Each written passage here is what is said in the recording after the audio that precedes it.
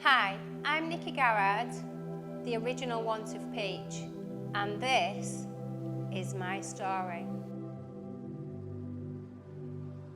The first 5 years, from 0 to 5, I was fostered 5 times while my mum was very ill, so through the adversity of that. And then by the time I was 11, I'd gone to 11 different schools. And then by the time I was 16, I moved out of home, and I then went into a relationship for 6 years, and there was a lot of trauma in that journey.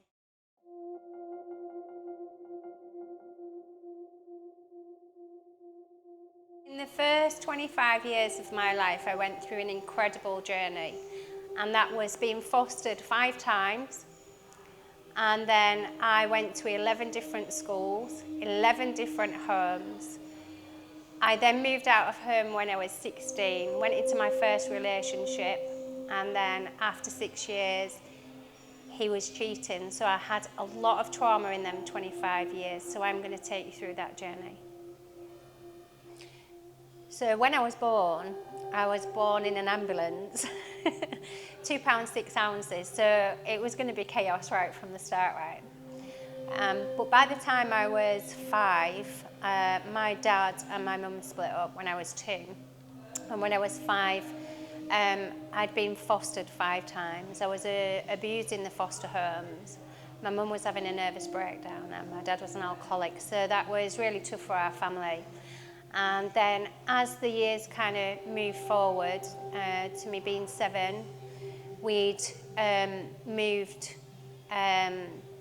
more times and then more times again when I was 11. So by the time I was 11 years old, I'd moved 11 times.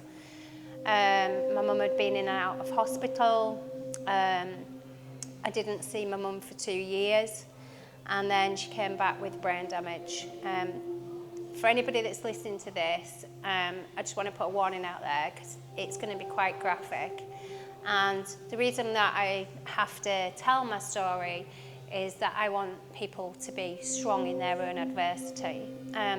So my mum was fostered at 6 years old, and I believe that was the start, the pinnacle start to our family breaking down. And she became poorly, so then we became poorly. We became in really not good surroundings. So when I was 9 and she'd gone missing for 2 years, we didn't actually know where she was.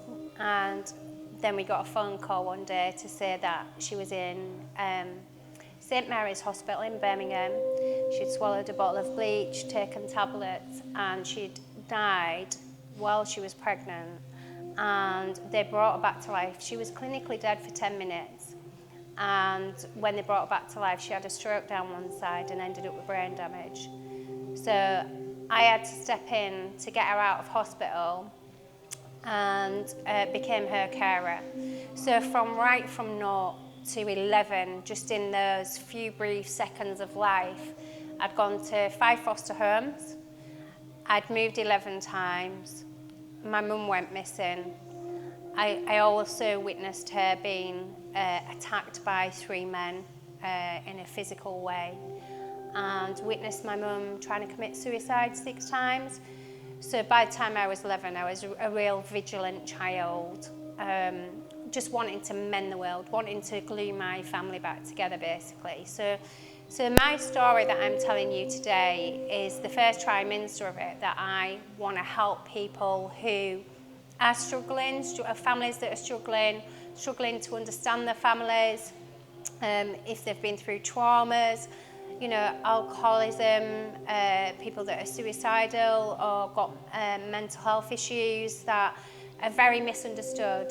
Today I'm trying to bring strength to the people so that we get some understanding of the journeys that we go down to kind of mend the future of families and people. So that's why I'm telling my story today with Josh. So I didn't actually realise that I'd been fostered 5 times until my Auntie Rose wrote a book, because I had blocks in my mind from the traumas. So actually when she handed me the book of our family history, which goes back from 1800s, that was the first moment that I actually realised that I'd been fostered 5 times. I remember 2 of them, one of them because I was severely abused, so was my brother, and obviously the traumas that it was leaving. Obviously we had a lot of work to heal them later on down the line. So yeah, it was daunting because we just didn't know where we were going to end up. We ended up on a street with a suitcase, moved loads of times, didn't have any connection to anybody, so it was really disjointed. And obviously with that came the traumas, the upheaval. You'd bond with somebody at school and then obviously you'd be out of that situation again. It was just so many sliding door moments where we didn't know where we were going from one moment to the next. So yeah, very sporadic as a child. Talk to me about being in foster care. What difficulties that been? So when I was in foster care, at first, obviously it was hard because my mum had gone into York Hospital. She had electric shock treatment twice, which is actually banned now. But it was difficult because they already had 3 children themselves. It was in Caton near Scarborough. And their children wasn't very nice to myself and my other sibling. To the point where they abused him and abused me at the same time by they were doing lots of things to him, and then they made me goose fat off the floor, and I was 5 years old, and I loved animals. I've always loved animals. So for them to kill the goose on the farm that I liked and loved, trying to get some love because love wasn't very apparent in my life with everything going on. And they cooked the goose and then obviously put the fat on the floor for me to eat because I didn't like eating fat as a child. I don't think any children like that, do they really?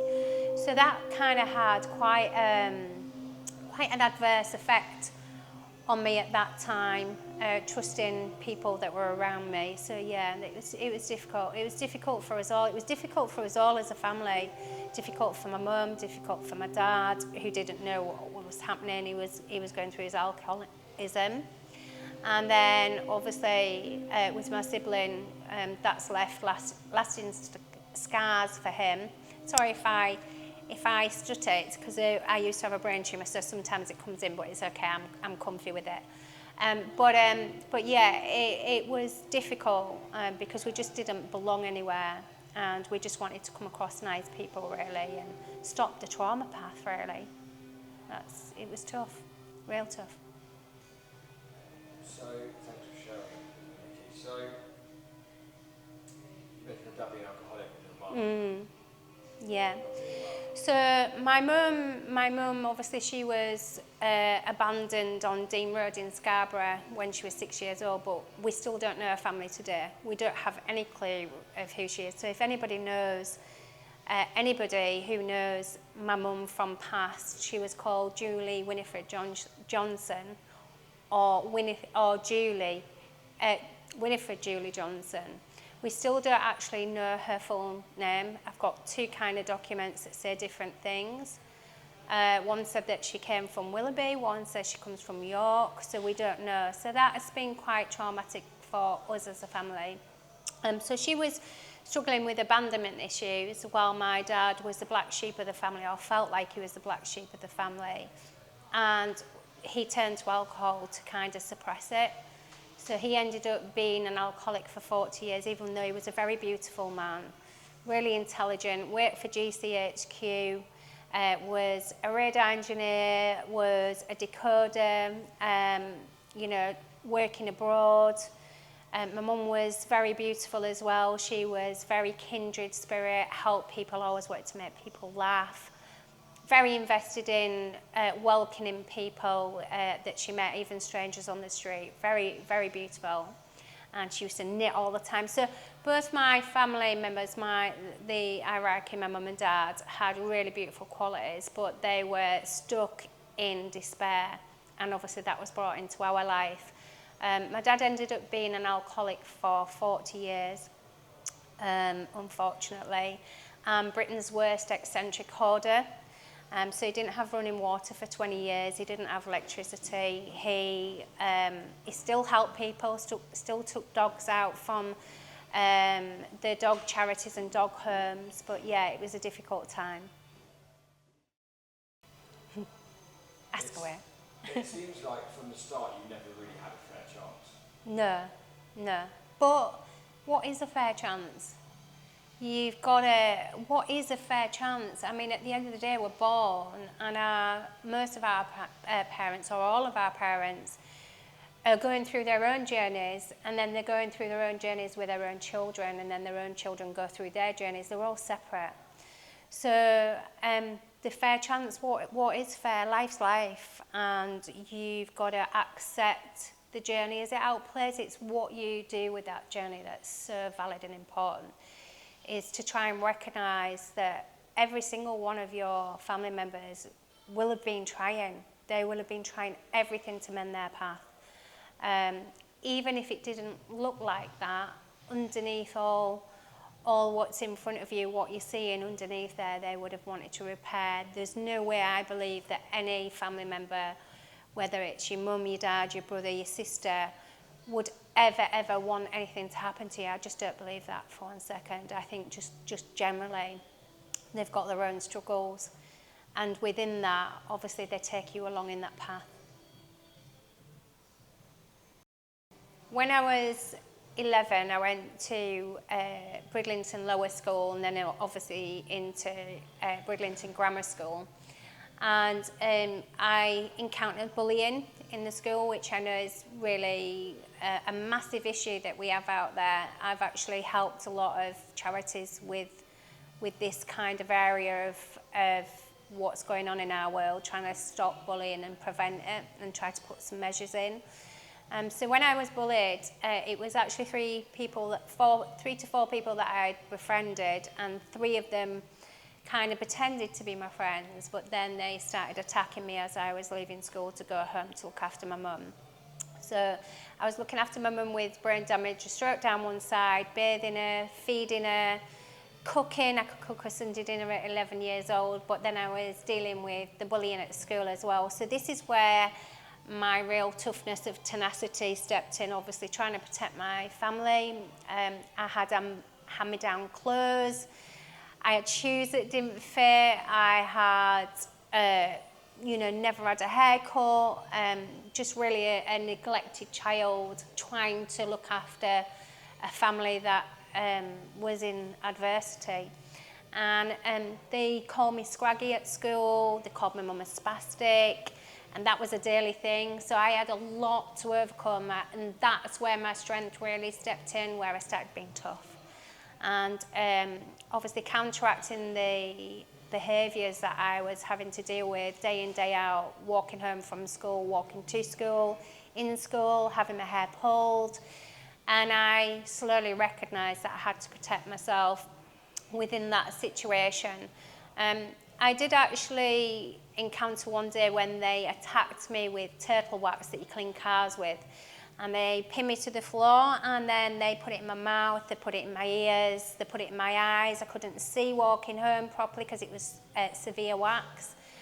And at that point, I was just totally broken. I can remember just being breaking, knowing that I was going back to look after my mum with brain damage, and I couldn't see going home, walking 2 miles home. So in my mind, I was like thinking, I need to be tougher, I need to stop this, because I've got nobody to stop it.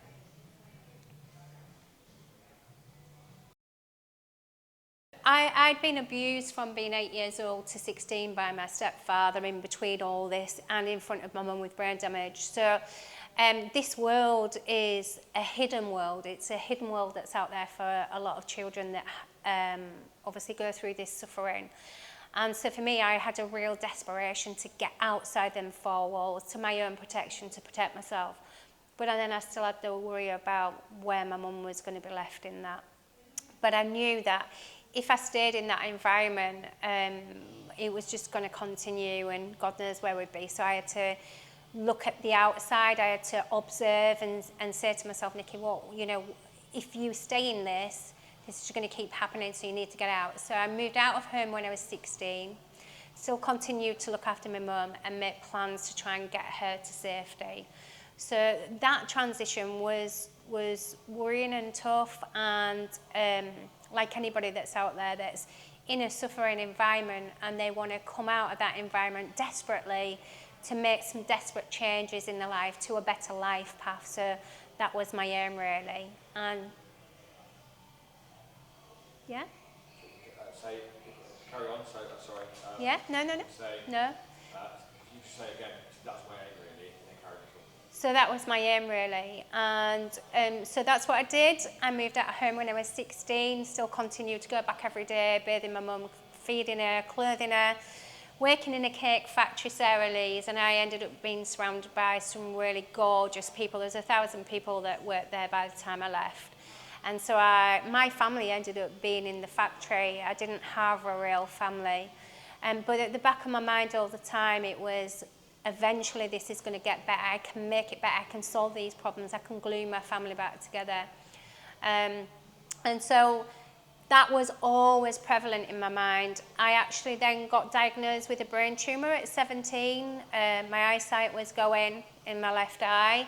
I was passing out all the time. So I'd got the worry of that, the worry of my mum, but still in my mind I was like, Nikki, you can do this. We're going to get through this. We're going to make some changes in your life, and it's going to get better. So I started making those changes, obviously taking my mum out, more out of a home environment, getting weller in myself, obviously making sure that I was under the specialist, turning up for the appointments all the time so that I could start actually looking after my health, which had never been looked after. And this is where Wonderful Peach Fitness was formed.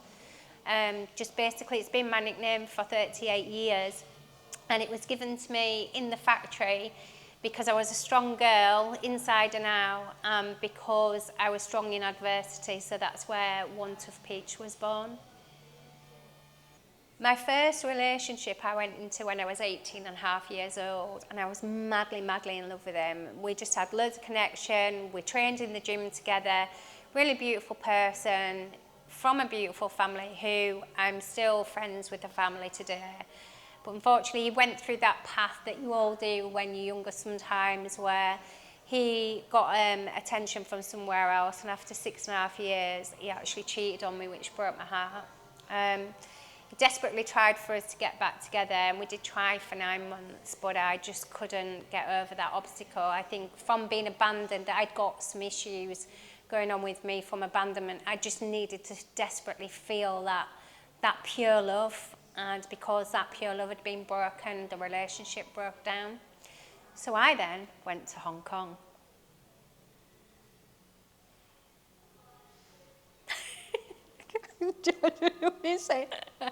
Hold on, giggles. So then I went to Hong Kong and I worked on the world's biggest project in Hong Kong, but I had to do something that was heart-wrenching before I got there. I had to put my mum in a home. Sorry, can you just say again, I had to do something that was heart-wrenching? Yeah. So I had to do something that was really heart-wrenching before I went to Hong Kong. I had to put my mum in a home. I felt like I was abandoning her, but I wasn't, because she needed 3 people to look after, and it was impossible for me to do that. So I made some plans to go to Hong Kong, put my mum in care, and have a year out after 25 years of adversity. And that's a wrap. I didn't know what to say, Josh.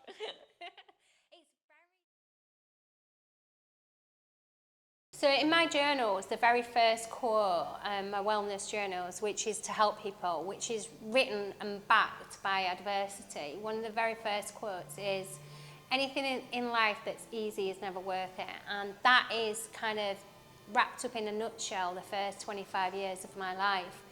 It wasn't easy, but it was worth it. It didn't seem it at the time. It felt like I was pulling a horse cart up a hill like that. But now when I look back, I wouldn't change a thing other than my family being poorly. I wouldn't change the lessons, because I've now got the tools to help other people that are out there that are going through these things, and that's what's important. Trimester 2 is about looking after 2 parents and 1 stepdad while I'd got a brain tumour. I needed rocket fuel. I needed rocket fuel to get through this stage of my life. It's called the second trimester, and I'm actually in the middle of writing a book called The Ever-Ripening Peach. And this part was my absolute nemesis. My mum with brain damage. I got her with a stroke down one side. She got gangrene in both her legs. She then got leukemia. I'd got my dad, which was Britain's worst eccentric hoarder. He was an alcoholic, but beautiful people. And then I had to also look after my stepdad, who was my abuser. This is a real big message for people out there that Josh doesn't know about. My journey and my calling was to be the matrix and break the fault line in my family's life path. And my stepdad obviously looked after me while my mum disappeared for 2 years, which is admirable. He went to court, even though my mum and dad didn't go to court. He went to court to get custody of us. But at the same time, he was abusing me as a child, which is a yin and yang. So anybody that's gone through a situation where they've got somebody that's looking after them, but then somebody that's doing something that's really not good to them, it's hard to kind of understand that until you get some details, and then you see a clearer picture. Now, my stepdad was abused as a young boy by his uncle at 5 to 6 years old, and so then he went on to do it. So my job, when I got into my 20s, when I recognised this through doing a lot of wellness research, was to start mending that fault line and to make what was bad good again, and try and get everything back to a smooth line within my family line, because I was obviously going to have a family myself, so I needed to get right in myself with all the traumas. My stepdad, who was dying, I came back from Hong Kong and looked after him till he died, because he was alone, because obviously there wasn't people around him. A lot of people said to me, God, how did you do that, Niki? And I was like, well, I don't want somebody to die on their own. Because he'd already gone through the traumas as a child himself, I understood that he'd gone through them traumas, he passed them on to me, and I needed to be the person that breaks the chain. And so I forgave, and I looked after him so he didn't die on his own. And then that gave me peace. So forgiveness does give you peace, and doing the right thing sometimes can give you peace. So a really tough time, Josh. I didn't actually know I could have children with my brain tumour. They told me I'd never have children at 17. And when I was with my daughter's daddy, who I'm still best friends with today, even though we're not together, he's married and got 2 beautiful children. But I had my miracle baby. And so I didn't want to pass all this trauma on to my beautiful baby and keep that negativity. I wanted to change the mindset of my life path. I wanted to make it better. And even though I was in wellness, obviously I was dealing with a brain tumour, lots of things, I was still quite, trying to understand what my path was about. And when I came into wellness and started working out in a gym and started being weller in myself, even though I had a brain tumour, that started to change my mindset. I was putting wellness patterns into my own life that helped enrich it and seek truths of what damage had been done, basically. It was really devastating because my mum was my best friend. I loved my dad, I loved my parents equally, but I'd been looking after her from being an 11-year-old girl, and she was suffering really bad. Bed sores, the district nurse were dressing her legs twice a day, legs were hanging off. She didn't really understand what was going on. I never told her that she got leukemia because I didn't want her to suffer in her mind. Even though she got brain damage, she would have taken that in. So I was losing my best friend and a person that, even though I'd been her crutch, she'd been my crutch, because when we used to be in the home, we would sit there with popcorn and the TV go in and we'd listen to comedies and stuff. And that was our private time. That was our little bond world. And I knew that I was losing it. So that was when I was falling apart.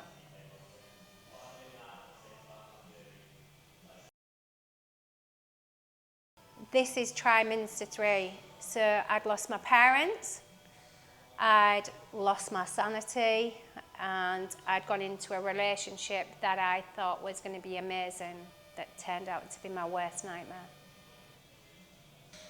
During COVID, it was a really hard time for everybody. Obviously, we were all isolated. We were all going through the same things. We were confined into just obviously our own homes. And I was in a new relationship. I'd been in it a year. I'd actually known this person 30 years, thought they were a fantastic person. Didn't realise I was still vulnerable at this time. This was when I was nearly 50. And I'd had therapy, I'd had trauma therapy, I'd got through everything, and everybody had said, you're amazing, through the multiple complex traumas, obviously dealing with dyslexia, still waiting to get diagnosed with ADHD.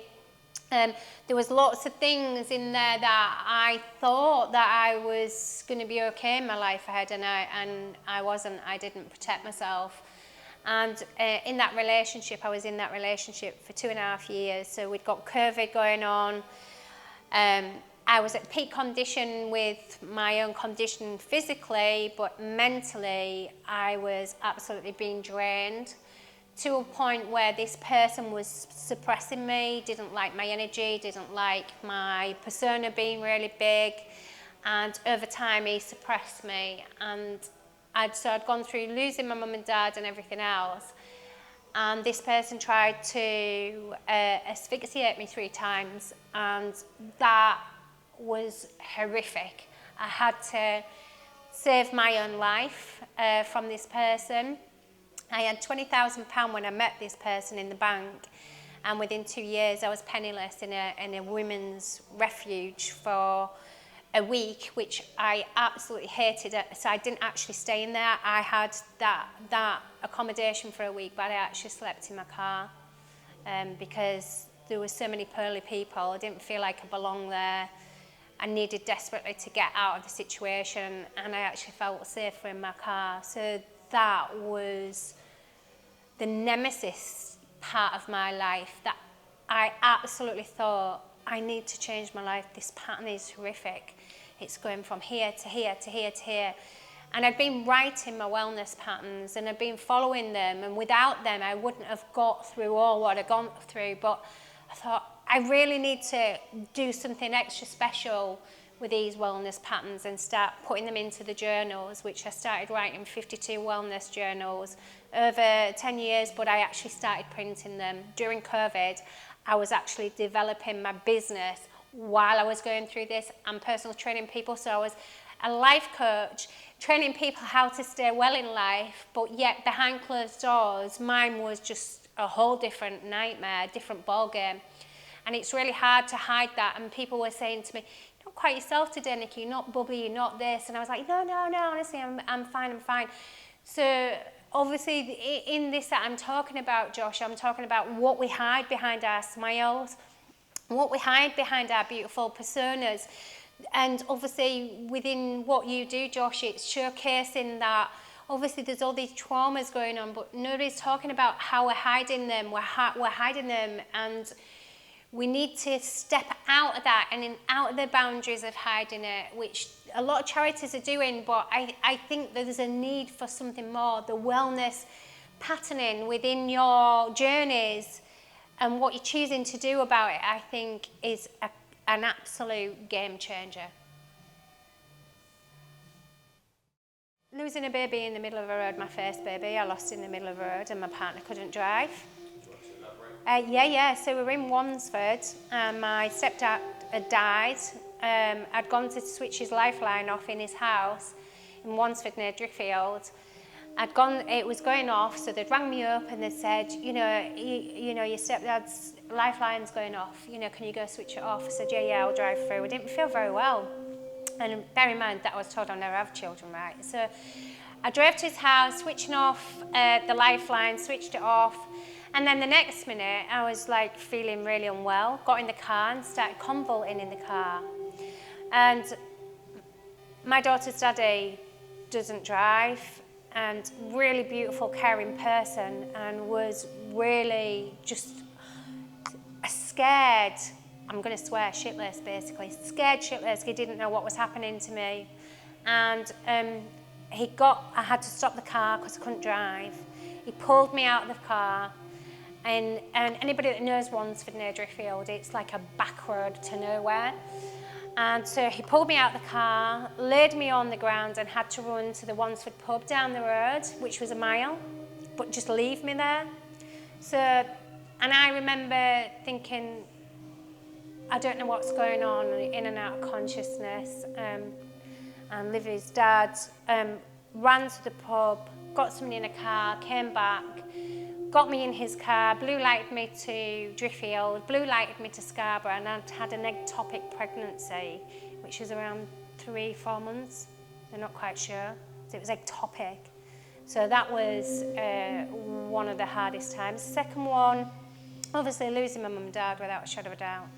And having to look after somebody that abused me. Doing the right thing. People say to me, would you do it again? And my answer is yeah. Yeah, I would. I don't want somebody to die alone. Whether they were bad to me or not. Somebody did something to them that made them how it made them. Who am I to treat them badly? I don't want to do that. And the third one, being in a toxic relationship, while being neurodiverse, while being judged because you're dyslexic or you've got ADHD, people not understanding that. You've got to say neurodivergent. Or neurodiverse. Yeah. But no, that's fine. So we'll go three. Yeah, 3? Yeah. So the third thing, obviously, I haven't been in a relationship now for 3 years. I haven't even been out on a date because I went through such a traumatic time in that relationship. I've not had loads of relationships, but I've had 4 meaningful relationships, but this one was meaningful at the start and then was absolutely horrific at the end. So that, because I nearly lost my life, damaged my vagus nerve. My eye obviously used to suffer from when I had my brain tumour, and my eye nearly popped out, so I'd got trouble with my vision again in my left eye. So overcoming that while being homeless, obviously after COVID, and then having a little bit of money in my bank from my mum and dad passing away, to having nothing, to being stripped back bare. I will never forget that feeling of being in the car for so many days and my friends coming to my rescue saying, we can't let you go through anymore. That and my friends saved me. Yeah, so people say to me, oh my God, how do you stay up? How do you do this? How the hell have you got through all that? And I'm like, giving up's not an option. It absolutely is not an option. And what was so bizarre was that when my dad died, it took 36 skips to empty half of his house. He lived in a cocoon in the stairwell. And I really don't care about materialistic things, but what was on his keyring was just pure gold. And I've still got it, and it says giving up is not an option. And I'd been saying that for years. So it was ironic that that was on his keyring. So I have that with me in my home. I don't take it out because I don't want to lose it, but I have obviously that saying, giving up is not an option. It absolutely isn't an option. We're only going to grow through what we actually go through. And, everybody that's going through something all the time, you've got to know that that is just momentary. And would you really want your life to be just perfect? No, I wouldn't. No, I wouldn't change anything other than my family being poorly. I'd want to take that away and obviously have the beautiful normal family. But what is a normal family? All families, all family members die, we get poorly, there's lots and lots. I feel lucky. I feel lucky that I've been given the strength that I've been given, and I do think it's my calling.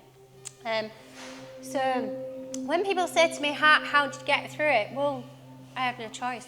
It's as simple as that. I had no choice. If I couldn't get through it, then where was my family members going to be? Where was my mum going to be? Where was my sibling going to be? Where was my stepdad going to be? you know, it was brought to me to bring something to somebody else. And that, out of all that traumatic experience, that's the beauty at the other side. So my advice to everybody, not just somebody, everybody, is to be kind to yourself. Sorry, just say my advice, not say my advice.